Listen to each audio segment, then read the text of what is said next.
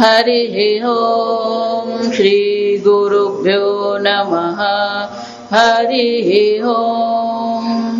ओम भद्रं कर्णेभिः शृणुयाम देवाः भद्रं पश्येमाक्षभिर्यजत्राः स्थिरैरङ्गैः सुष्ठुवागुंसस्तनूभिः व्यशेम देवहितं स्वस्ति न इन्द्रो वृद्धश्रवाः स्वस्ति नः पूषा विश्ववेदाः स्वस्ति नस्तार्क्ष्यो अरिष्टनेमिः स्वस्ति नो बृहस्पतिर्दधातु ॐ शान्ति शान्ति शान्तिः ॐ सहनाववतु सहनौ भुनक्तु सह वीर्यं करवावहै तेजस्विनावधीतमस्तु मा विद्विषावहै ॐ शान्ति शान्ति शान्तिः सदाशिवसमारम्भाम् शङ्कराचार्यमध्यमाम् अस्मदाचार्यपर्यन्ताम् वन्दे गुरुपरम्पराम् श्रुतिस्मृतिपुराणानाम् आलयं करुणालयं नमामि भगवत्पादं शङ्करं लोकशङ्करं शङ्करं शङ्कराचार्यं केशवं बादरायणं सूत्रभाष्यकृतौ वन्दे भगवन्तौ पुनः पुनः ईश्वरो गुरुरात्मेति मूर्तिभेदविभागिने व्योमवद्व्याप्तदेहाय दक्षिणामूर्तये नमः निधये सर्वविद्यानां विषजे भवरोगिणां गुरवे सर्वलोकानां दक्षिणामूर्तये नमः ॐ नमः प्रणवार्थाय शुद्धज्ञानैकमूर्तये निर्मलाय प्रशान्ताय दक्षिणामूर्तये नमः यः असौ तमसः परस्तात् संसार महोदधिं तीर्त्वा गन्तव्यः परविद्याविषयः इति सः कस्मिन् वर्तते इत्याह यः सर्वज्ञः सर्ववित् यस्य एष महिमा भुवि दिव्ये ब्रह्मपुरे येषः व्योम्यात्मा प्रतिष्ठितः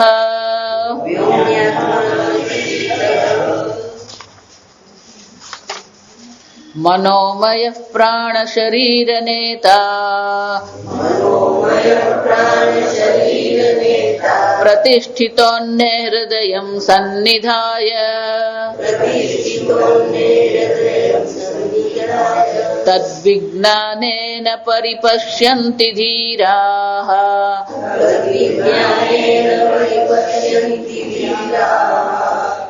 धीराः तद्विज्ञानेन परिपश्यन्ति धीराः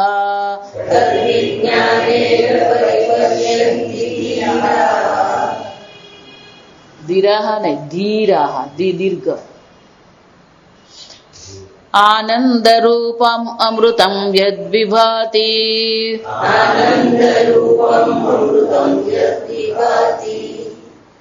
ઉપનિષદના 7મા મંત્રના સંગતિ આપતા શંકરાચાર્યજી કહે છે યહ અસૌ તમસઃ પરસ્તાત.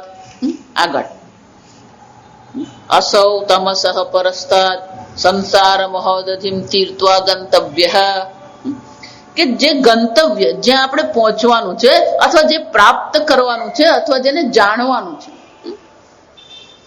કઈ રીતે મહોદધિમ તીર્ત્વા આ સંસાર મહાસાગર જે છે એને પાર કરીને આપણે જ્યાં પહોંચવાનું છે, તો કે એ ક્યાં છે? સમજ આ પ્રશ્ન કેમ ઉઠાવવામાં આવે? કારણ કે આત્મા અને પરમાત્માની વચ્ચે કોઈ અંતર છે જ નહીં. જો અંતર જ નથી તો પહોંચવાનું ક્યાં છે?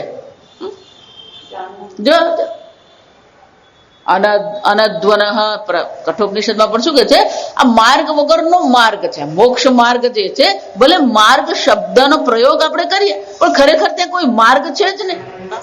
અને એટલે કે છે કસ્મિન ગંતવ્ય, આ જવાનું ક્યાં છે? પરવિદ્યા વિષય, જેને તમે પરાવિદ્યાનો વિષય કહો છો, એ પરાવિદ્યાના વિષયને એ પહોંચવા માટે અમારે જવું ક્યાં? કસ્મિન વર્તતે, એ છે ક્યાં? જો વિચાર, બધા પેલા બહાર ફાફા મારી રહ્યા છે, બધા આ તરીકે શોધી રહ્યા છે. અને એટલા માટે જ આ પ્રશ્ન થઈ શકે કે કસ્મિન વર્તતે ઇતિહાસ, એ ક્યાં છે? વર્તતે એટલે ક્યાં છે? જો અને એટલે જવાબ આપતા શું કે છે? યહ સર્વજ્ઞ સર્વવિત, બ્રહ્મ વિદ્યાનો જે વિષય છે, આગળ હું તમને કહી ગઈ એમ કે બ્રહ્મ વિદ્યાનો વિષય જે છે એ પરમાત્મા છે, ઈશ્વર જ છે. અહીંયા જે કઈ છે એ ઈશ્વર માત્ર છે. સર્વમ ખલુ ઇદમ બ્રહ્મ, તો પછી વિષય પણ શું હોવાનો? એ ઈશ્વર બ્રહ્મ જ છે. શરૂ કરીએ ત્યારે બ્રહ્મ જ વિષય છે.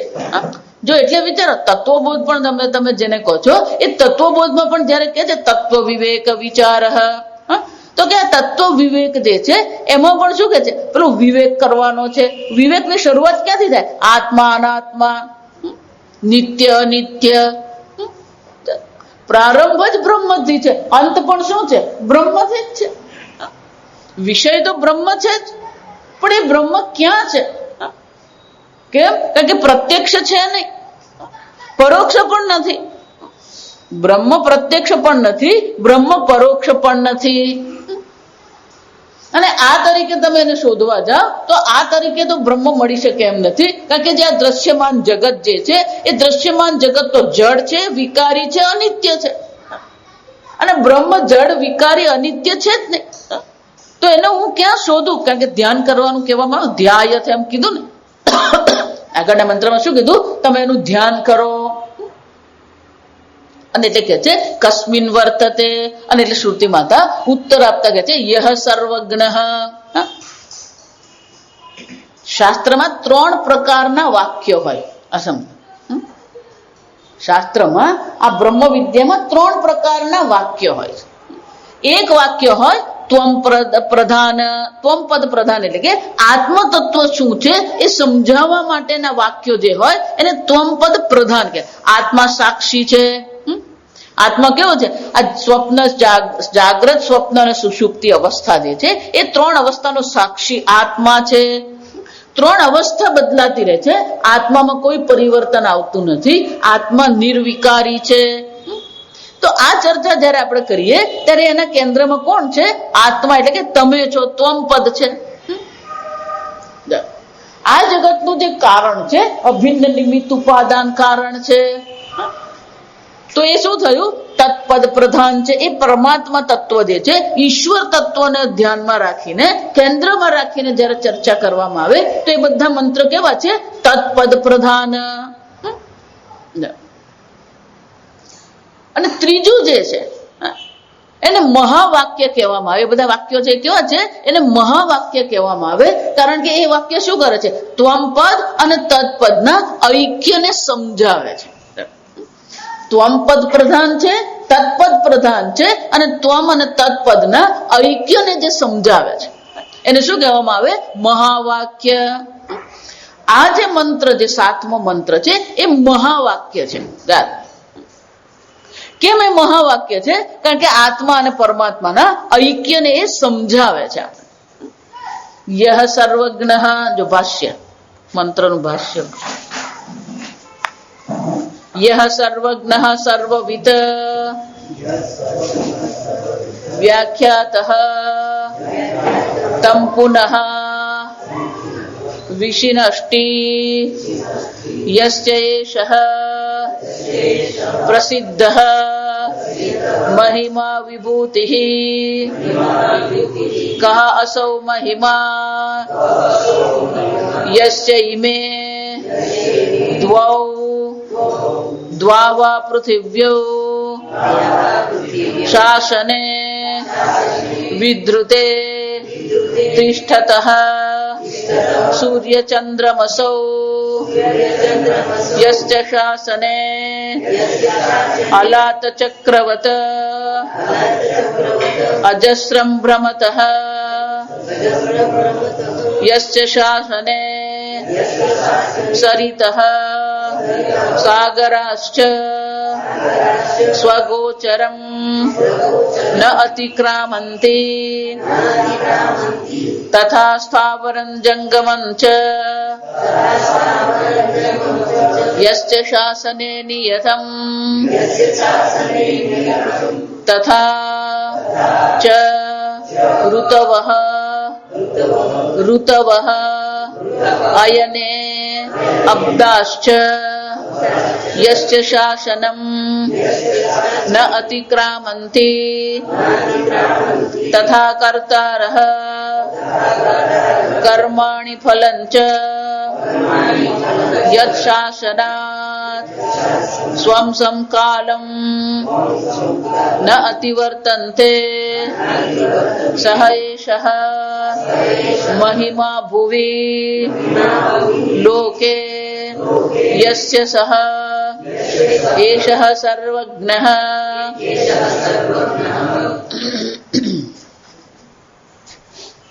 શંકરાચાર્યજી ભાષ્ય લખે ને લાંબુ વાક્ય લખે સંપૂર્ણ મંત્ર એક જ વાક્યમાં સમજાવ્યું.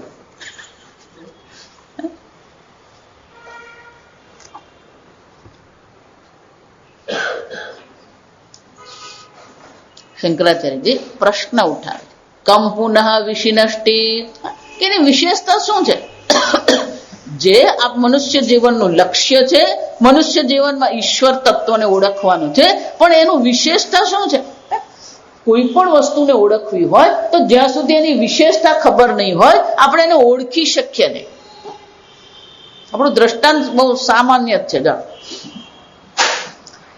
બાગમાં આપણે ગયા હોય, અનેક પ્રકારના ફૂલ છે, તો જ્યાં સુધી મારે જે ફૂલનો નિર્દેશ કરવો હોય એની વિશેષતાનું હું વર્ણન કરું નહીં ત્યાં સુધી એને ખબર પડી શકે નહીં. અનેક પ્રકારના ગુલાબના ફૂલો છે, તો મારે શું કરવું પડે? ડાબી બાજુ એટલે પેલો દિશાનો નિર્દેશ કર્યો, ડાબી બાજુ નિર્દેશ કર્યા પછી શું કરવું પડે? એ ડાબી બાજુ જો પેલું બીજા નંબરનું છે, એ કેસરી રંગનું છે, તો એની પેલી વિશેષતા બતાવવી પડે.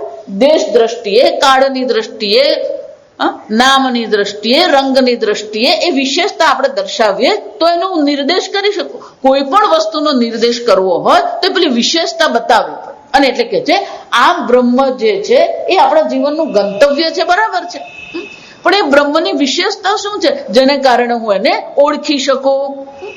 જો આ મુંબઈ જઈએ, આ બધે જઈએ ને ત્યાં પણ આ જ હોય. આ સમજો, આપણા વ્યવહારમાં આપણે આ બધું કરી જ રહ્યા. શંકરાચાર્ય કંઈક નવી પ્રક્રિયા દર્શાવતા નથી.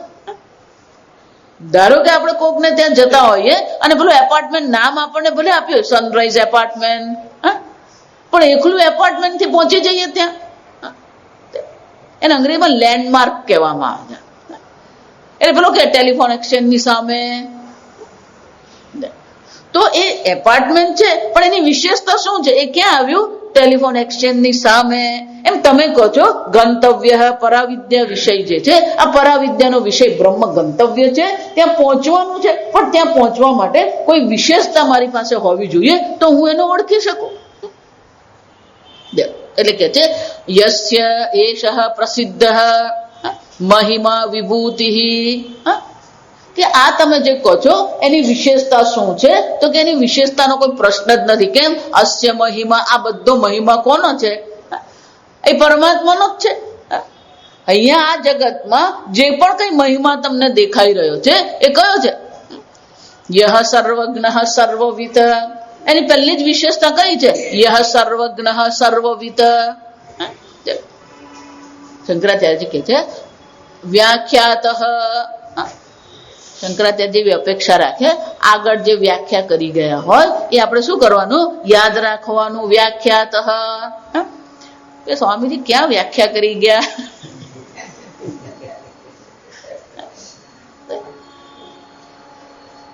પહેલા મુંડકમાં, આ પહેલા અધ્યાયમાં એ 9માં આ મંત્ર ફરીથી છે. યસ સર્વજ્ઞ સર્વવિદ. જયારે આપણે ઈશ્વર તત્વની ચર્ચા કરી, ઈશ્વરમાંથી જ આ સંપૂર્ણ જગતની ઉત્પત્તિ થઈ છે, એ અભિન્ન નિમિત્ત ઉપાદાન કારણ છે, ત્યારે જ આ બે શબ્દ આપણે કીધા. 1:1:9 જો આ સમજો. યસ સર્વજ્ઞ સર્વવિદ. તો જયારે સર્વજ્ઞ એમ કહેવામાં આવે તેનો અર્થ શું થાય? સર્વમ જાનાતી સર્વજ્ઞ. જે સર્વને જાણે છે એને શું કહેવાય? સર્વજ્ઞ. આગળ જ કીધું કે જાણવા શબ્દ માટે બે ધાતુ છે, જ્ઞા અને વિત. વેદથી, ભગવાન વારંવાર કહે છે વેદથી જાણે છે. જ્ઞા ધાતુનો અર્થ પણ શું થાય? જાણવું. વિત ધાતુનો અર્થ પણ શું થાય? જાણવું. જો આ વિત ધાતુ પરથી જ વેદ બન્યો. સમજો, જ્ઞાનનો જે ભંડાર છે એને શું કહેવામાં આવે? વેદ કહેવાય. તો સર્વજ્ઞ નો અર્થ પણ થાય સર્વને જાણે છે. એ જ રીતે સર્વવિદ એમ જયારે આપણે કહીએ ત્યારે પણ એનો અર્થ તો શું થવાનો? સર્વ જાણે છે એમ જ થાય. તો કે બે વાર વાપરવાનું શું જરૂર? સર્વજ્ઞ સર્વવિદ. એટલે ત્યાં ભાષ્યમાં શંકરાચાર્યજી કહ્યું હતું કે જો આ બે શબ્દ સાથે વાપરવામાં આવે ત્યારે પહેલા શબ્દનો અર્થ એ કરવાનો સર્વમ સામાન્યેન જાનાતિ. સર્વને શું કરે છે? સામાન્યેન જાનાતિ. કે સામાન્યને જાનાતી એટલે શું? તમે સોનીની દુકાનમાં જાઓ, સામાન્યેન જાનાતી, આ બધું સોનું છે, આ બધું સોનું છે, આ સામાન્ય છે. અમારા જેવા જો જાય ને તો પેલા પૂછવું પડે આ ક્યાં પહેરવાનું છે, આ પૂછવું પડે. કેમ? વિશેષેણ ન જાનાતી. આ નામ છે, આ એનું રૂપ છે, આ એનો ઉપયોગ છે. અને આ સમજો, શાસ્ત્ર બહુ મજાનું છે. જગતમાં દરેક વસ્તુનું 3 વસ્તુ, આપણે ભલે નામ રૂપ એમ કહીએ, ખરેખર 3 વિશેષતા છે. એક નામ છે એનું, એક રૂપ છે, અને બીજું એની ઉપયોગિતા, અર્થ ક્રિયાકારીત્વ. બોલો, શાસ્ત્રમાં શબ્દ બહુ મોટો આપ્યો, અર્થ ક્રિયાકારીત્વમ. આનું પ્રયોજન શું છે, આનો ઉપયોગ શું છે? તો નામ રૂપ અને ક્રિયા, અર્થ ક્રિયાકારીત્વમ જે છે એ 3 કેવા છે? એ વિશેષતા છે. આ સોનું છે, સામાન્ય છે. આ બંગડી છે, તો કે આ બંગડી છે, એ બંગડીનું આમ થયું, એનો આકાર થયો, રૂપ થયું, અને એનો ઉપયોગ શું છે? હાથમાં પહેરવાનું છે. તો એ જ રીતે આ જગતમાં જે સર્વ નામ અને રૂપ જે છે, અર્થ ક્રિયાકારીત્વમ છે, એ બધા નામ અને રૂપ અને બધાનો ઉપયોગ આપણને ખબર છે. જો વર્ષો પહેલા આપણે એવું વિચારતા હતા, સાંભળ, ખગોળ શાસ્ત્રીઓ જે છે દિવસ રાત બિચારા મંડી પડેલા છે કે આ જગતને શું છે, આ બ્રહ્માંડને સમજવાનો એ લોકો પ્રયત્ન કરી રહ્યા છે. એટલે વર્ષોથી આપણે એક જ વસ્તુ શીખ્યા છે કે પૃથ્વી છે અને પૃથ્વીનો ઉપગ્રહ ચંદ્ર છે, અને પૃથ્વીના ગુરુત્વાકર્ષણને કારણે ચંદ્ર શું થાય છે? આ પૃથ્વીની ફરતે ફરતો રહે છે. આપણે આ રીતે જ જાણતા હતા. પણ જયારે ખગોળ શાસ્ત્રીઓએ આ જયારે સંશોધન કર્યું, આ પૃથ્વી જે સૂર્યની આજુબાજુ ફરી રહી છે, થોડું ભૌતિક શાસ્ત્ર જાણવાનું. કોઈ પણ વસ્તુ જયારે ગતિમાન હોય, જો આપણે ભમરડો ફેરવીએ આપણે, તો 2 પ્રકારના પરિબળ કામ કરતા હોય. એક કેન્દ્રનું પરિબળ હોય જે એને કેન્દ્રમાં ખેંચે. જો આ સમજો, એક કેન્દ્રવર્તી પરિબળ હોય, અને એક કેન્દ્ર શું છે, એને ગુજરાતીમાં શું કહે? કેન્દ્રગામી. નહીં, કેન્દ્રગામી. પણ બહાર જાય એને શું કહે?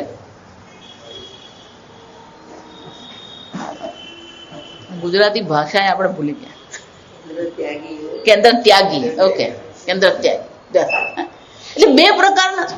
કોઈ બી વસ્તુ જયારે ગોળ ફરતી હોય ત્યારે એને એ ગોળ જયારે ફરી રહી છે ત્યારે બે પ્રકારના પરિબળ એને ખેંચી રહ્યા છે.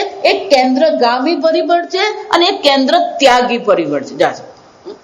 તો પૃથ્વી જયારે ગોળ ફરી રહી છે તો કેન્દ્રગામી જે છે એ પેલો સૂર્ય એને ખેંચી રહ્યો છે. જો આ સમજો, સૂર્યનું ગુરુત્વાકર્ષણ એને પોતાના તરફ ખેંચી રહ્યો છે.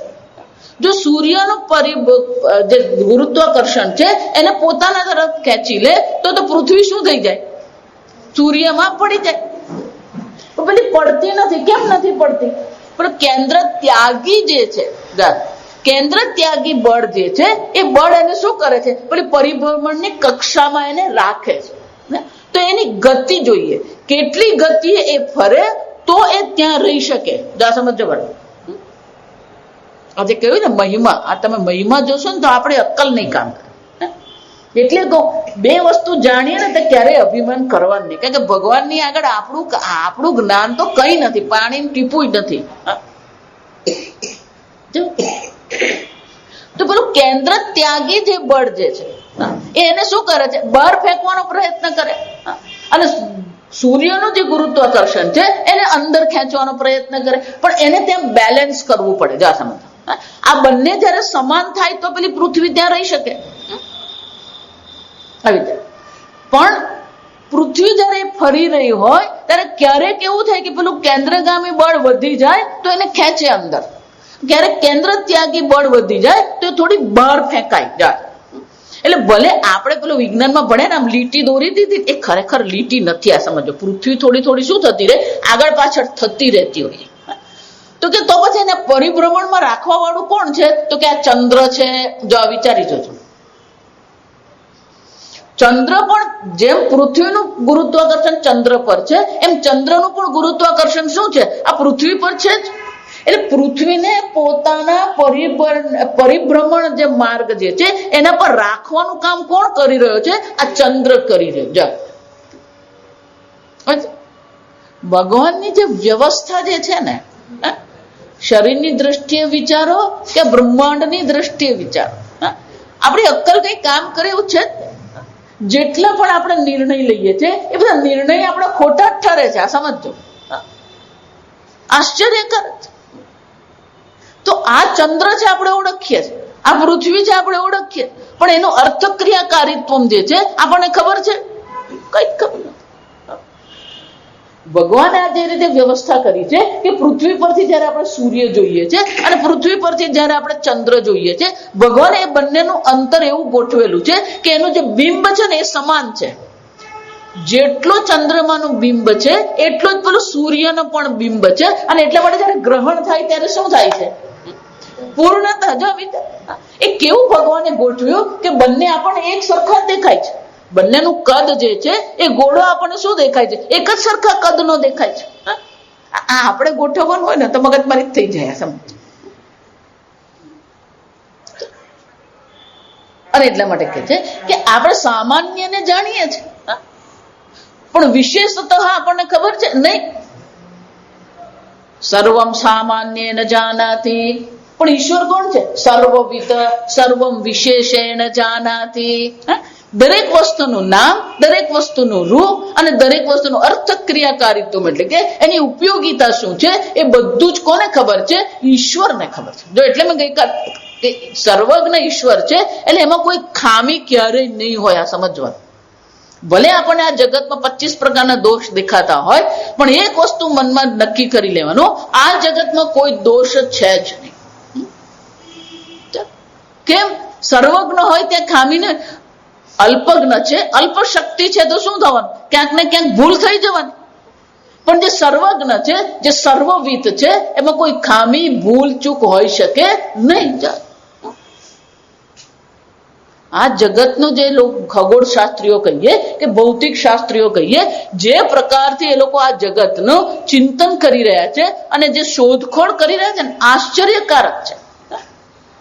આપણે આ બધું મામા કાકામાં ખટપટમાં પડીએ ને એના કરતા ડિસ્કવરી ચેનલ પર તમે જુઓ અને એ લોકો જે પ્રકારથી આ જગતનું સંશોધન કરે છે, આ બધું જોઈએ ને તો આપણને ઈશ્વરનો મહિમાનો ખ્યાલ આવે, ઈશ્વરના જ્ઞાનનો ખ્યાલ આવે. એક નાનું અમસ્તું જંતુ જોઈએ ને તો આપણને નવાઈ લાગે. એવડું અમસ્તું જંતુ, જો આ મચ્છર એમ કહીએ ને, પણ એ મચ્છરનું મગજ પણ છે ને એમાંય કેશવાહિનીઓ છે ને એનું પેટ છે. જો વિચાર, આટલા નાનામાં પણ એ ભગવાને શું કર્યું છે? બધું જ બનાવ્યું છે. અને દરિયામાં તમે જુઓ ને તો એવા જાત જાતના પ્રાણીઓ છે, આપણે તો કલ્પના બહારની વસ્તુ. એટલે કહું, હું હંમેશા કહું ને કે આ દરિયો આવડો મોટો ભગવાને કેમ બનાવ્યો? કારણ કે શું છે, આ વેલનો સ્વિમિંગ પુલ છે. 200 ફૂટની વેલ બનાવે તો પછી એને માટે શાની જરૂર પડે? આ દરિયાની જરૂર પડે? 200 ફૂટની વેલ, આ તમે જુઓ ને તો કલ્પના જ નહીં આવે.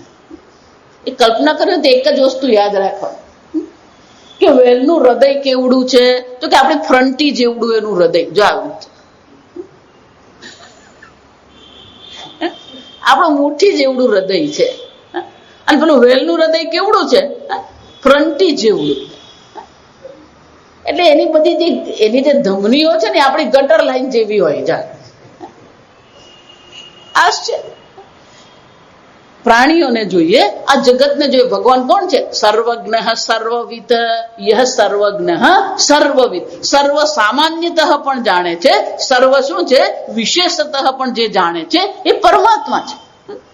યહ સર્વજ્ઞ સર્વવિદ તમ પુનઃ વિષિનષ્ટિ. શંકરાચાર્યજી કે છે આગળ તો આપણે ચર્ચા વ્યાખ્યાતા, એટલે કે આગળ તો આપણે એ ચર્ચા ઈશ્વરની કરી જ ગયા, પણ એ જ ઈશ્વરની હવે વિશેષતાઓ આપણને અહીંયા દર્શાવવામાં આવી રહી છે કે એ જે ઈશ્વર સર્વજ્ઞ છે અને સર્વવિદ છે એટલું જ નહીં, પણ એની અનેક વિશેષતાઓ છે જે વિશેષતાઓ તરફ આપણું ધ્યાન જતું નથી. અને એ શ્રુતિ માતા એ બધી વિશેષતાઓ તરફ આપણું ધ્યાન દોરે છે કે જો ચિંતન કરવું હોય, વિચાર કરવો હોય, જો આપણું કોઈને પણ એક સાડી પણ જો ને, આ બહુ સરસ સાડી છે, એ તરત પેલું ધ્યાન જાય. પણ આ ભગવાન આટલું સરસ જગત બનાવનાર, એ તો બધું ચાલ્યા કરે. અંગ્રેજીમાં શું કહેવાય? ટેકન ફોર ગ્રાન્ટેડ જેવું છે. જોવું હોય ને તો આ ભગવાનની વિશેષતા જોઈએ. ધ્યાન કરવું હોય તો કોનું ધ્યાન કરીએ? આ ભગવાનની વિશેષતાઓનું ધ્યાન. આ એટલા માટે આપણને ધ્યાન, આ વિશેષતાઓ દર્શાવવામાં આવે છે કે જયારે આપણે ધ્યાન કરીએ ત્યારે આપણને ચિંતનનો વિષય મળે કે આ ભગવાનની જે વિશેષતાઓ છે, આ ભગવાનની જે વિશેષતાઓ છે એનું આપણે સતત ધ્યાન કરતા રહીએ. અને એટલે કે છે આ કઈ કઈ એની વિશેષતા છે? સર્વજ્ઞ છે, સર્વવિદ છે, તો તમે કહી દીધું, પણ બીજી કઈ પુનઃ ફરીથી એની બીજી કઈ કઈ વિશેષતાઓ છે? યસ્ય એષઃ પ્રસિદ્ધ. શંકરાચાર્યજી કે છે આ બધી એની વિશેષતાઓ છે, ખરેખર પ્રસિદ્ધ જ છે, પણ આપણું ધ્યાન એના પર જતું નથી. જો એટલે આપણું પેલું ભજન છે ને બહુ મજાનું છે, ભગવાનની વિશેષતા જ દર્શાવે. મને કહો ને પરમેશ્વર કેવો હશે, ક્યાં રહેતો હશે, શું કરતો હશે.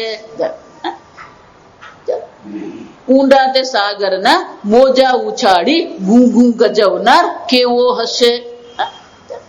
આંબા તે ઊંચી ડાળ પર મોર મૂકનાર કેવો હશે. આ વિશેષતા છે. ઠંડી પડે એટલે બધા આંબાના મોર શું થવાના? એ ફૂટવાના જ છે. તો એ આંબા પર ભગવાન એવી વિશેષતા મૂકી છે કે જેમ વધારે ઠંડી પડે એમ સારામાં સારા શું થાય? પેલો મોર ફૂટે. એને આ વિશેષતા જો. અને મોર ફૂટે એટલું ને, એટલા બધા ફૂલ ત્યાં છે. એક મોરને તમે જુઓ, ઓછામાં ઓછા 1000-2000 ફૂલ ત્યાં હોય, પણ એમાંથી બધા ફળતા નથી. અને જેટલા ફળ્યા એ બધા ત્યાં રહેતા નથી. માંડ 2 કે 3 કેરી ત્યાં ટકે. તો ભગવાને કેવું કર્યું? વિશેષતા જો સમજો. ઈશ્વરને આ વિશેષતા દર્શાવી. ઊંચા તે આંબા પર મોર મૂકી. મોર મૂકનાર કેવો હશે. દરેક વસ્તુ તમે જુઓ ને, વનસ્પતિ જુઓ, પુષ્પ જુઓ, વૃક્ષ જુઓ, પ્રાણીઓ જોઈએ, આ બધી શું છે? વિશેષતાઓ છે. અને એટલે કે છે પ્રસિદ્ધ. શંકરાચાર્યજી કે છે ખરેખર આ બધી વિશેષતાઓ તો પ્રસિદ્ધ જ છે, આપણી સામે જ છે. પ્રસિદ્ધ નો અર્થ શું થાય? આપણી સામે જ છે, પણ એના પર આપણી નજર જતી નથી.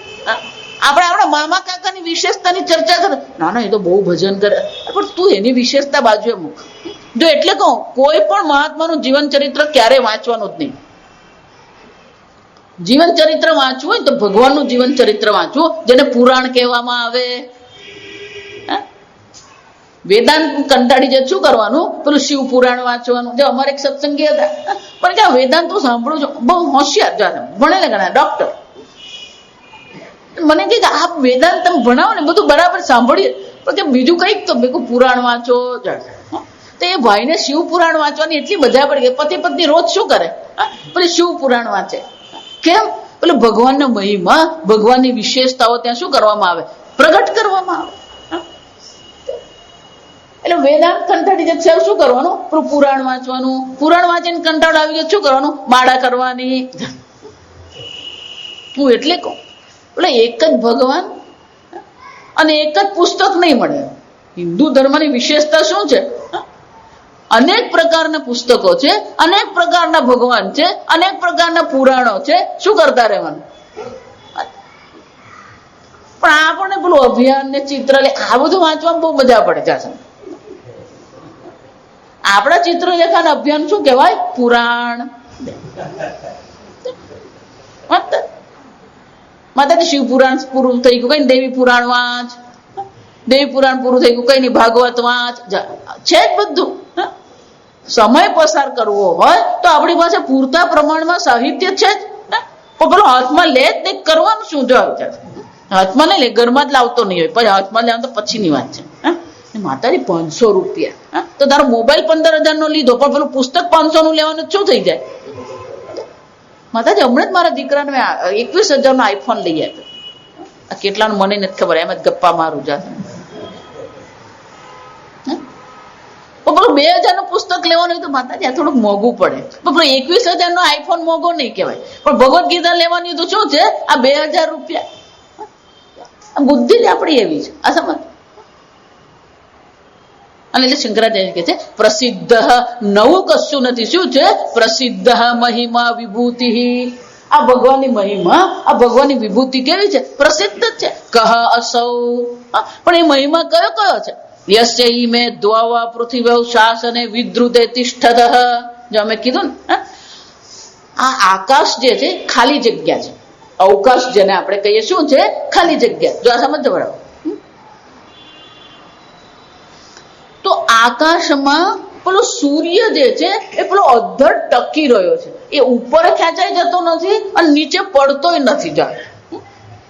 આ પૃથ્વી પણ છે એ શું કરે છે?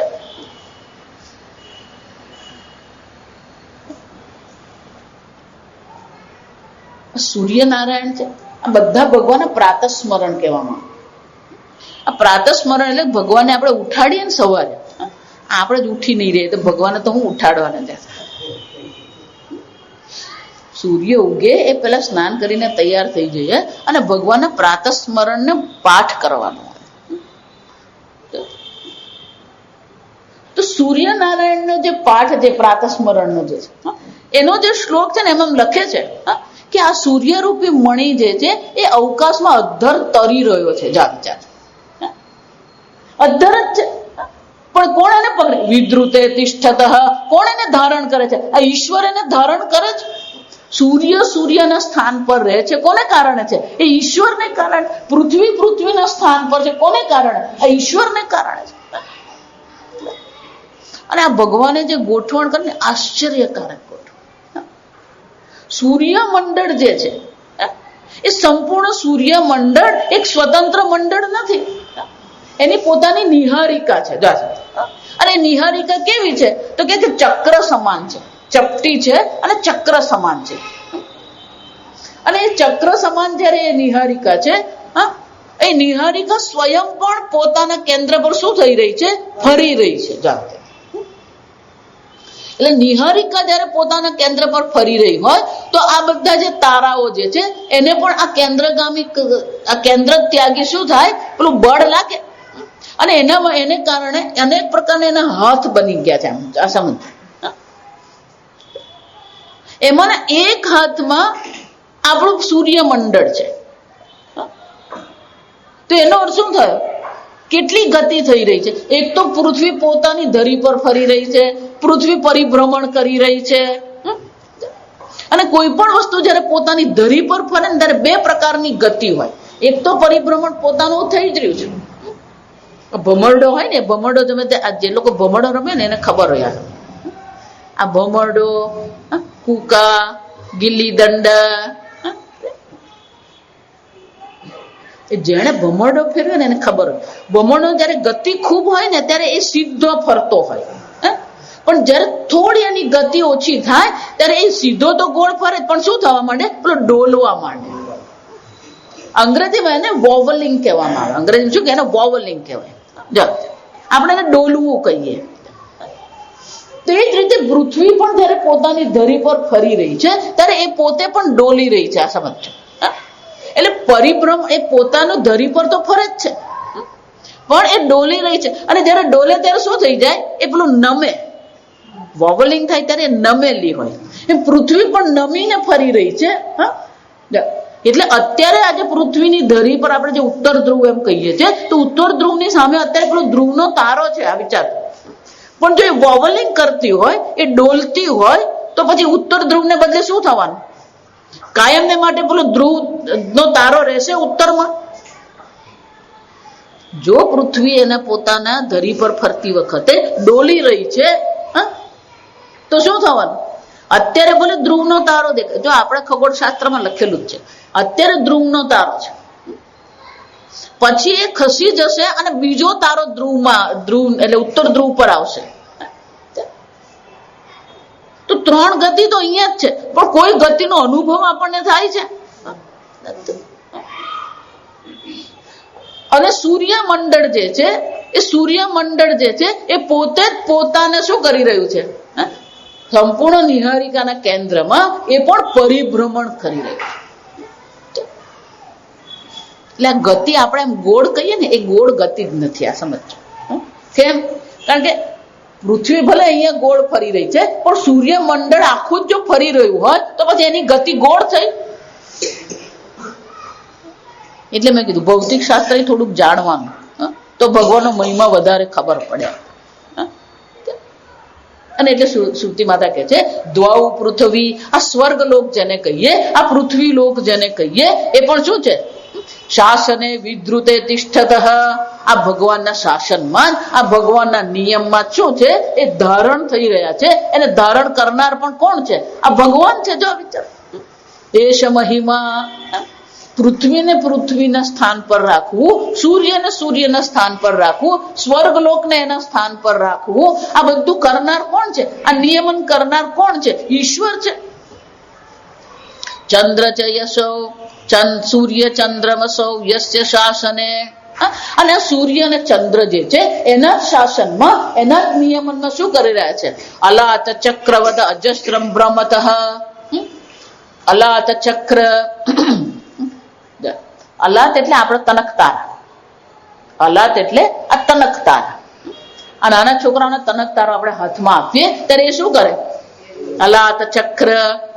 ભલે એક કેન્દ્ર જ છે, જે પ્રકાશ જે છે કેન્દ્ર છે, પણ જયારે ગોળ ફેરવવામાં આવે ત્યારે શું લાગે, પેલું પ્રકાશનો ચક્ર દેખાય છે. તો કે છે જેવી રીતે પેલું અલાત ચક્ર છે, અલાત ચક્રવત, જેમ એ પેલું ગોળ ફરે છે, એમાં પૃથ્વી અને ચંદ્ર, સૂર્ય અને ચંદ્ર પણ શું થઈ રહ્યા છે, અજસ્રમ. અજસ્રમ એટલે સતત, કોઈ પણ પ્રકારથી અટક્યા વગર સતત શું કરે છે, ભ્રમત. એ પરિભ્રમણ કરી રહ્યા છે, ધારણ થઈ રહ્યા છે. એટલું જ નહીં, એ ભ્રમણ પણ કોને કારણે થઈ રહ્યું છે, આ ઈશ્વરને નિયમમાં જે બધા રહીને શું કરે છે, એ પોતાના ધરી પર ફરી રહ્યા છે, પોતાના પરિભ્રમણના માર્ગ પર પણ એ ચાલી રહ્યા છે. પણ કેવા છે, અજસ્રમ, સતત. જો આ વિચાર, જરાય અટકવાનું નથી. આગળ મેં કહ્યું એમ, જરા પણ જો ગતિ એની ધીમી થઈ ગઈ તો ધીમી થશે શું થઈ જવાનું, પૃથ્વીની ગતિ થોડી પણ ધીમી પડી ગઈ તો સૂર્યમાં ખેંચાઈ જાય, ગતિ વધી ગઈ તો શું થાય, દૂર ભાગી જાય. અને એટલે કે છે સતત એક ગતિથી બધા ગતિમાન જે છે, અને એ સૂર્ય ને ચંદ્ર એમ કહેવામાં આવે. શું થયો, ખાલી સૂર્ય ચંદ્ર જ નહીં, સંપૂર્ણ બ્રહ્માંડમાં જેટલા પણ તારાઓ છે આ બધા પણ શું કરી રહ્યા છે? આ જે પરિભ્રમણ કરી રહ્યા. જો આકાશના દર્શન કરો ને તો ખબર પડે.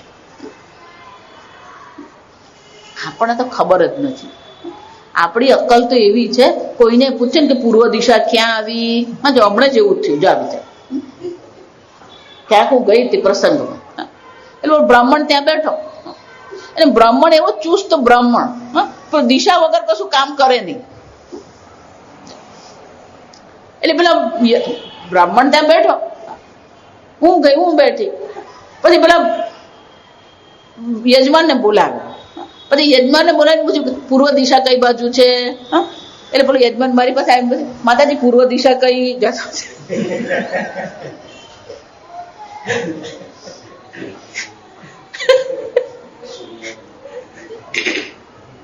એટલે મેં ઈશારો કરીને કહ્યું આ બાજુ પૂર્વ છે ને આ બાજુ ઉત્તર છે. પણ પેલા બ્રાહ્મણને પણ હજી પણ બ્રાહ્મણને વિશ્વાસ નહીં. જો સમજો એમ કે એક તો મુંબઈ થી આવેલો એટલે પેલા નવા શહેરમાં આવ્યો એટલે એને ખબર પડે નહીં. એટલે પછી એની સાથે જો પેલો એનો આસિસ્ટન્ટ એને કે મારો મોબાઈલ લઈ આવો. પછી એનો મોબાઈલ મંગાવે ને એને મોબાઈલમાં પેલું આ રાખેલું, એને શું કે આપણે લો ચુંબક નું પેલું આવે દિશા સૂચન કરનાર હોકા યંત્ર. તો પછી એને મોબાઈલ ચાલુ કર્યો ને પછી પેલો હોકા યંત્ર મૂક્યું ને પછી એને જોયું. પછી મારી સામે જઈને કે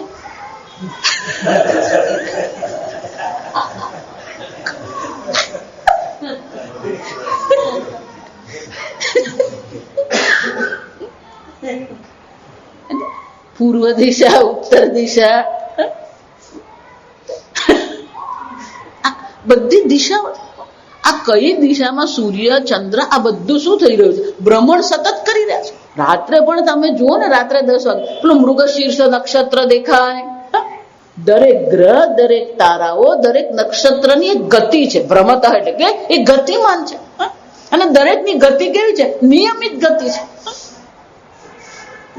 આપડા જેવું ને પેલું 60 માળે ચાલે ને પછી પેલા 100 માઇલે ચાલે એવું નહીં. નિયત ગતિ. અને એટલે શું કે છે? એ ભગવાનના શાસનમાં શું થઈ રહ્યું છે? ભ્રમત અજસ્રમ, સતત એ બધાનું પરિભ્રમણ સતત થઈ રહ્યું છે. પણ કોના શાસનમાં થઈ રહ્યું છે? એ ઈશ્વરના શાસનમાં. આ સૂર્ય, ચંદ્ર, ગ્રહ, નક્ષત્ર, નિહારિકાઓ આ બધાનું શું થઈ રહ્યું છે? ભ્રમણ થઈ રહ્યું છે. આશ્ચર્ય. રાત્રે કંટાળો આવે તો અગાસી પર જઈને આ તારાના દર્શન કરવા. શાસ્ત્રમાં એવું લખ્યું છે કે જેને ડિપ્રેશન આવતું ને એને સતત તારાના દર્શન કરવાના, બધું ડિપ્રેશન જતું રહે. આ હકીકત છે. તો માતાજી અમારે ત્યાં તો એટલી બધી લાઈટ છે ને દેખાતું જ નથી.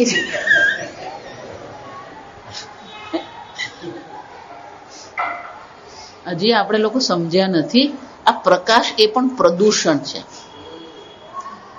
સમજો, પ્રકાશ રાત્રે જે આપણી સ્ટ્રીટ લાઇટ જે છે ને, ભલે સુરક્ષા માટે આપણે વાપરીએ છીએ, પણ એ પ્રકાશ પણ શું છે? પ્રદૂષણ છે. જેમ પ્રકાશ આવશ્યક છે એમ અંધકાર પણ જરૂરી છે.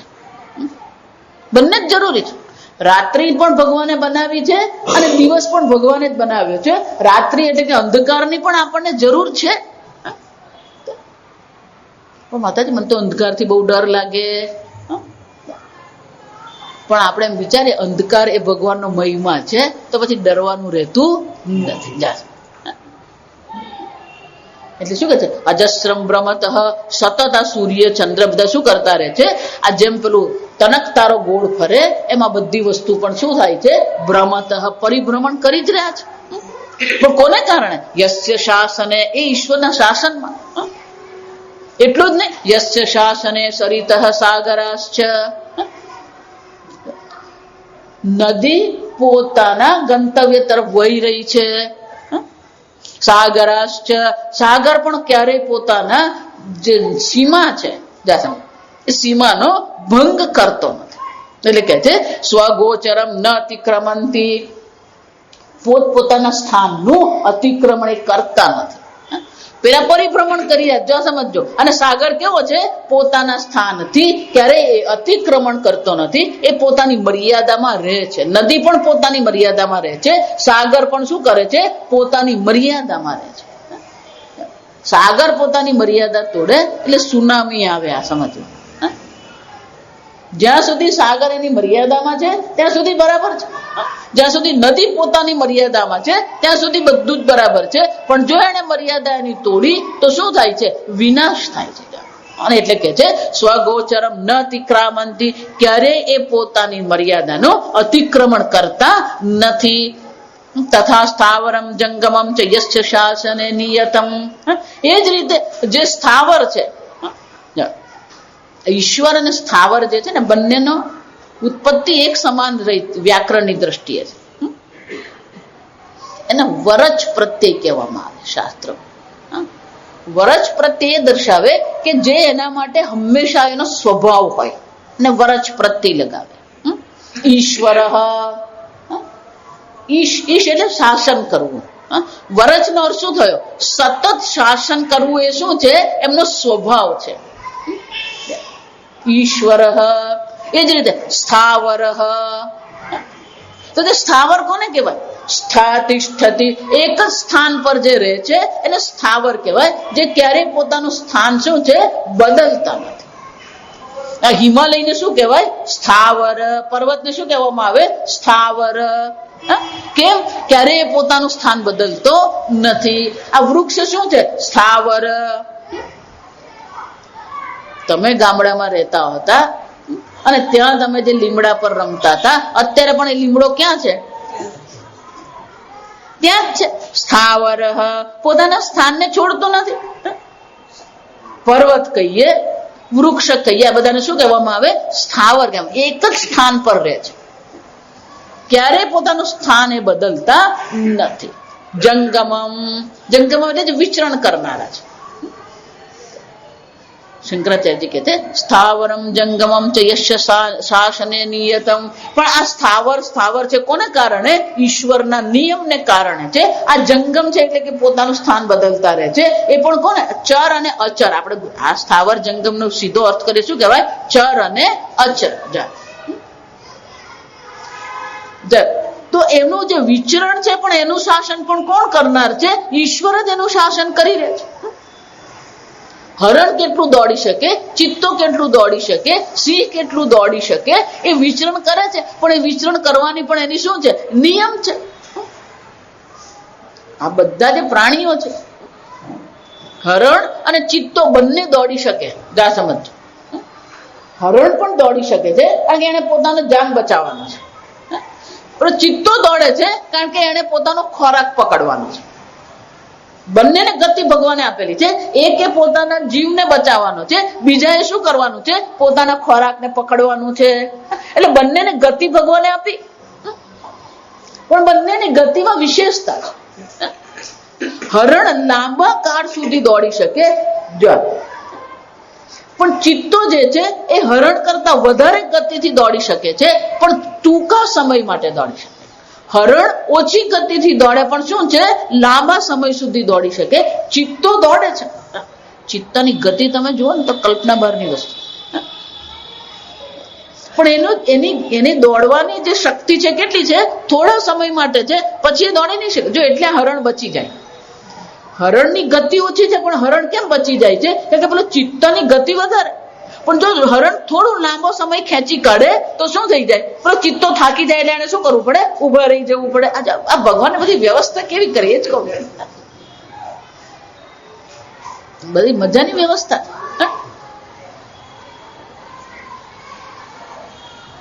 સાપ કહીએ, સાપની જો સાપ ક્યારેય કોઈને નહીં કરડે, આ સમજો. મગજમાંથી કાઢી નાખો. સાપ ક્યારેય કોઈને ડંખ મારતો નથી, આ સમજો.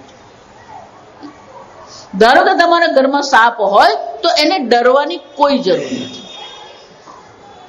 પણ આપણે પેલું મગજમાં એવું નહીં, છાપ છાપ છાપ જશે. એને ખબર જ નથી કે આ તમારું ઘર છે. એને તો એમ જ છે કે આ ફરવાની જગ્યા છે. તમે એમ માનીને બેઠા છે આ મારું ઘર છે. પેલું ચકલી માળો બને ને ત્યારે એવું નહીં માને. ચાલો અનિલભાઈ ના ઘરે હું માળો બનાવું, એ વેદાંત ભણે છે.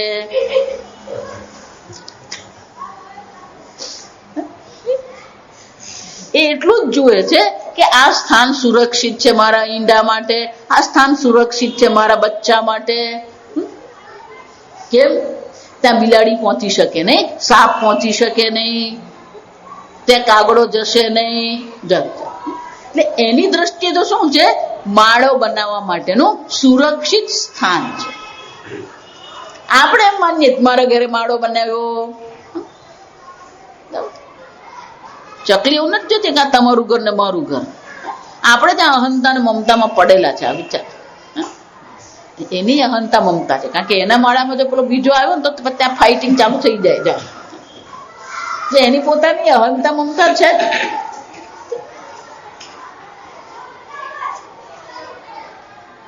બધી વસ્તુ નિયત. ચકલી માળો બનાવી રહી છે તો એ માળો બનાવવો પણ શું છે, એક નિયમ છે. ચકલીનો માળો જુઓ, કબૂતરનો માળો જુઓ, સુગરીનો માળો જુઓ, બધું શું છે, યસ્ય શાસને. જેના નિયમથી આ બધા સ્થાવર જંગમ શું કરી રહ્યા છે, પોતપોતાના જીવનનો વ્યતીત કરી રહ્યા છે. ચકલીની રીતે જ જીવવાની છે. મુશ્કેલી એટલી જ છે, આ બધા તો એમના શાસનમાં જીવી રહ્યા છે. એક આ માણસ જ છે શું કરતો રહે છે, કેમ? કારણ કે એને કર્મની સ્વતંત્રતા આપી એટલે હંમેશા ઊંધું જ કરતો હોય. એને કે અત્યારે નહીં ખાવાનું, ના હું અત્યારે જ ખાઉં. નિયમ છે રાત્રે 10 વાગ્યા પછી નહીં જમવાનું, પણ પેલો જમે જ 10:30 વાગે જમે.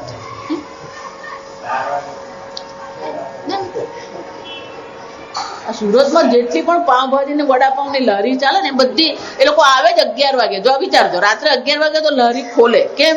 કે બધા 12 વાગે પિક્ચર જોઈને પછી ખાઈને જાય ઘરે.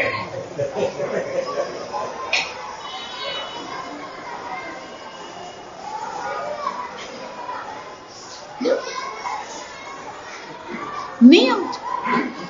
પ્રાણીઓ પોતપોતાના નિયમથી જ ચાલી રહ્યા છે. ભગવાને જે નિયમ બનાવ્યા એ નિયમ પ્રમાણે જે જીવન જીવી રહ્યા છે.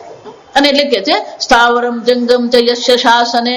જેમના શાસનમાં, જેમના નિયમમાં આ બધા સ્થાવર કહીએ કે જંગમ કહીએ એ પોતપોતાના નિયમથી ચાલી જ રહે છે. જો આપણું શરીર પણ એ જ ભગવાનના શાસનથી ચાલી રહ્યું છે. ભલે તમે એમ માનતા કે હું શરીરને વાપરું છું, હું શરીર ચલવું છું, પણ શરીર ચલાવનાર તો કોણ છે? હૃદયના ધબકારા એની રીતે જ ચાલી રહ્યા. બહાર ગમે એટલી ઠંડી હોય, બહાર ગમે એટલી ગરમી હોય, આ શરીરનું જે તાપમાન છે એ પણ શું રહેવાનું, એક સરખું તાપમાન છે. જો આ ત્વચા જેને કહીએ ને એ આપણું એર કન્ડિશન છે. આપણા શરીરના તાપમાનને એક સમાન રાખવા માટે શું છે, આ ભગવાને ત્વચામાં એ મૂકી દીધું છે. હૃદયના ધબકારા એના એકના એક સરખા જ છે. પેટમાં જે પાચન થઈ રહ્યું છે એ પણ શું છે, યસ્ય શાસને. એમના જ શાસનમાં પાચન થઈ રહ્યું છે. અને એટલે શંકરાચાર્યજી કે છે યસ્ય શાસને સ્થાવરમ જંગમમ ચ નિયતમ. આ બધાના નિયમ છે જ. તથા ચ ચર્તવઃ એમ છે શબ્દ, ચર્તવઃ નથી. એટલે જ કહું સંસ્કૃત નહીં આવડતું ને તો ગોટાળા પડે. અહીંયા ચર્તવઃ નથી, ચ ઋતવઃ. ચ નો અ અને ઋતુ નો ઋ. ચ જે છે એમાં અ છે, ચકાર અને અકાર બે છે. તો ચકાર નો અ જે છે અને ઋતુનો રૂ એ બેની અર બની જાય એટલે શું થાય, ચર્તવઃ ચ ઋતવઃ. શંકરાચાર્યજી કહે છે આ ઋતુઓ પણ જે પરિવર્તન પામે છે એ પણ કોના શાસનમાં છે. જો આપણે ત્યાં 6 ઋતુઓ છે, ભારતમાં 6 ઋતુઓ છે. તમે અમેરિકા જાઓ તો ત્યાં 4 જ ઋતુઓ છે. ત્યાં 4 જ છે, આપણે ત્યાં 6 છે. અને એટલે કે છે ઋતવઃ. આ જે ઋતુઓ જે છે દરેક પૃથ્વી પર પણ જે સ્થાન હોય તે સ્થાનને અનુરૂપ ત્યાં તે પ્રકારની ઋતુઓ છે. આપણે અહીંયા અત્યારે ઠંડી પડી રહી છે તો દક્ષિણ ધ્રુવ જે છે અથવા દક્ષિણ ગોળાર્ધ છે ત્યાં શું છે, અત્યારે ઉનાળો ચાલે.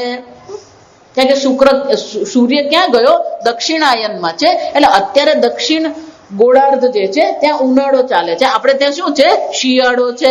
આપણે ત્યાં જયારે સૂર્ય ઉત્તરાયણ કરે, મકર સંક્રાંતિ આવે, જયારે સૂર્ય ઉત્તર ગોળાર્ધ પર આવી જશે, વિષુવવૃત્ત જયારે આ બાજુ આવી જશે, ત્યારે વિષુવવૃત્તની આ બાજુ આવી જશે, ત્યારે શું થશે, આપણે ત્યાં ઉનાળો શરૂ થશે, ત્યાં શિયાળો શરૂ થાય.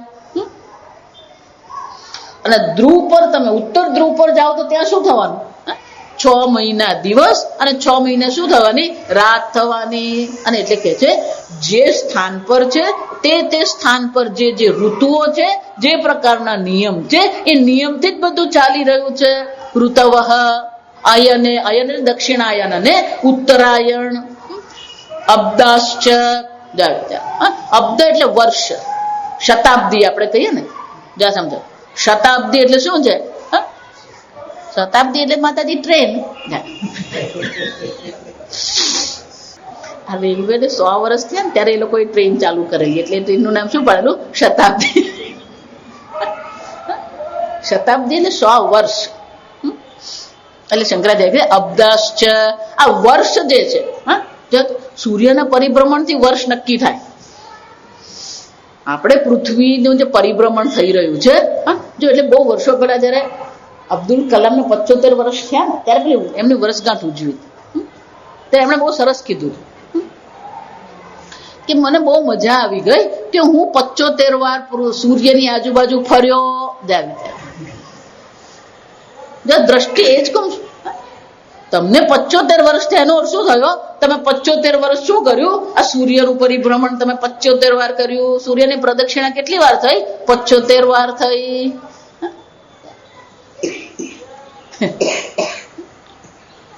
પૃથ્વી સૂર્યની આજુબાજુ ફરે એને 1 વર્ષ કહેવાય. પૃથ્વી પર એ પૃથ્વી ઢળેલી છે એટલે અમુક સ્થાન પર હોય ત્યારે દક્ષિણાયન એટલે સૂર્ય દક્ષિણ બાજુ હોય, અમુક સ્થાન પર આવે ત્યારે સૂર્ય શું થવાનો? ઉત્તર બાજુ હોય. અયન કહેવામાં આવે. એ જ રીતે ઋતુઓ છે. એટલે શંકરાચાર્ય કહે છે ઋતુઓ કહીએ, અયન કહીએ. ઋતુઓ અનેક છે એટલે પેલો બહુવચન છે. ઋતવઃ. પેલા અયન 2 છે એટલે દ્વિતીય વિભક્તિ, 2 વિભક્તિ છે, દ્વિવચન કહેવાય એને. અયને અબ્દાશ્ચ, વર્ષ પણ અનેક છે. શું કીધું? અબ્દાશ્ચ અનેક વર્ષ છે. યસ્ય શાસનમ ન અતિક્રામંતી, આ ભગવાનના શાસનનું અતિક્રમણ ક્યારેય કરતા. જો એટલે જ કહું, સૂર્ય એના નિયત સમય ઉગે છે, એને સૂર્ય એના નિયમ પ્રમાણે અસ્ત પામે જ છે. ઋતુઓ પણ એના નિયમ પ્રમાણે ચાલી જ રહી છે. ઠંડી પડવી, ગરમી પડવી, એ બધું શું છે? ઈશ્વરના શાસનમાં થઈ જ રહ્યું. વરસાદ પડવો ઈશ્વરના શાસનમાં થઈ જ રહ્યું છે. પણ આપણે મુશ્કેલી એ છે કે આપણે ઈશ્વર જે કરી રહ્યો છે ને એમાં આપણે બહુ મગજમારી કરતા હોય. અત્યારે કેમ આટલી બધી ઠંડી પડી? તને પૂછવાનું બાકી રાખેલું ભગવાને. ભગવાનને ખબર છે ક્યારે ગરમી હોય, ક્યારે ઠંડી હોય, એ બધાનું શાસન કરનાર કોણ છે? એ ભગવાન બેઠો છે. તું કેમ ચિંતા કરે? આટલો બધો વરસાદ કેમ પડ્યો? સમજો. અને એટલે શું કે છે? યક્ષ શાસન, આ બધું ઈશ્વરનું શાસન છે. ઋતુ કહીએ, અયન કહીએ, ઉત્તરાયણ કહીએ, દક્ષિણાયન કહીએ, આ બધું નિયત સમયથી ચાલી રહ્યું છે. આ સમજો. પ્રાણીઓનું જીવન પણ કેવું છે? નિયત સમયથી ચાલે છે. એક માણસ છે જેને સમયની શું છે? કોઈ પ્રકારે કઈ પડી જ નથી. એટલે જ શંકરાચાર્યથી ભજગોવિંદમાં કહી ગયા કાલ ક્રીડતી ગચ્છતિ આયુ. આ કાળ ક્રીડા કરી રહ્યો છે અને એનું આયુષ્ય શું થઈ રહ્યું છે? ગચ્છતિ આયુ. પણ એને કઈ પડી જ નથી. નારે માતા જેમ ખાધું પીધું લેર કરી જા સમજ. કાલ ક્રીડતી ગચ્છતિ આયુ તદપિ ન મુંચતી આશા. તોય પેલી હજી એની આશા જતી જ નથી. આ વિચાર 60 વર્ષનો તું થયો, મેળવ્યું શું 60 વર્ષમાં? 20 લાખ 25 લાખ પેન્શન મળ્યું માતાજી. પછી શું? એ જ મૂકીને જવાનો છે. જા સમજો. તું લઈ જવાનો તારા 25 લાખ. માતાજી અમે તો બહુ સરસ બંગલો બનાવ્યો. આ બંગલો અહીંયા જ રહી જવાનો. તું લઈ શું જવાનું છે?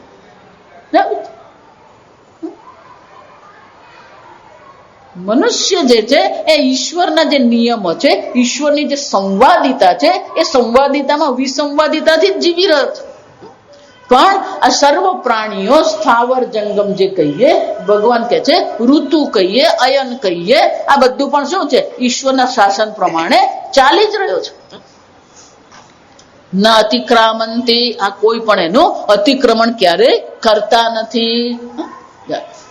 પણ એક મનુષ્ય છે એને કર્મની સ્વતંત્રતા આપી. જા વિચાર, એને કર્મની સ્વતંત્રતા આપી છે, એ પણ ઈશ્વરના શાસનને અનુરૂપ જ છે. મનુષ્ય શરીરમાં કર્મની સ્વતંત્રતા મળી, એ પણ શું છે? ઈશ્વરનું શાસન જ છે. કર્મ કરીએ છીએ એ પણ ઈશ્વરનું શાસન છે. કર્મ કર્યા પછી કર્મ ફળ મળે છે એ પણ શું છે? ઈશ્વરનું શાસન. અને એટલે હવે પછી શંકરાચાર્યજી ભાષ્યમાં એ દર્શાવે છે, આપણે આવતીકાલે જોઈશું. ઓમ અસતો મા સદ્ગમય તમસો મા જ્યોતિર્ગમય મૃત્યોર્મા અમૃતંગમય. ઓમ પૂર્ણમદ પૂર્ણમિદં પૂર્ણાત પૂર્ણમુદચ્યતે પૂર્ણસ્ય પૂર્ણમાદાય પૂર્ણમેવાવશિષ્યતે. ઓમ શાંતિ શાંતિ શાંતિ. હરિ ઓમ શ્રી ગુરુભ્યો નમઃ. હરિ ઓમ.